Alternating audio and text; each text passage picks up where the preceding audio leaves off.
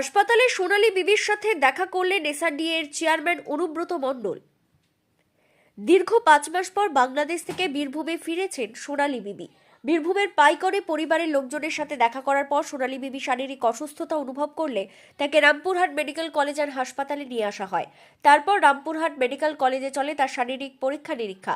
আজ সন্ধ্যে নাগাদ রামপুরহাট মেডিকেল কলেজ আর হাসপাতালে অন্তঃসত্ত্বা সোনালী বিবির সাথে দেখা করলেন বীরভূম জেলা তৃণমূল কংগ্রেসের প্রাক্তন জেলা সভাপতি তথা এসআরডিএ এর চেয়ারম্যান অনুব্রত মণ্ডল।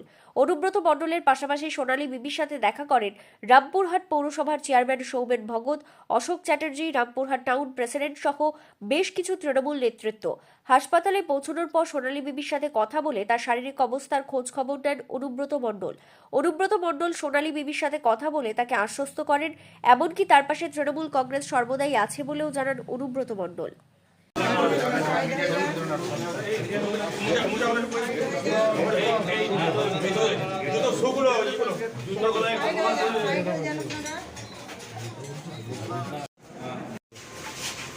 বললাম যে ওনারাও বললেন দিদি আছে, অভিষেক আছে, কোনো চিন্তার কারণে সবাইকে নিয়ে আসা হবে। ওনার স্বামী টামি যা আছে সব আবার ওরাও ফিরে আসবে এবং খুব খুশি দেখলাম এবং খুব ভালো আছে, সুস্থ আছে।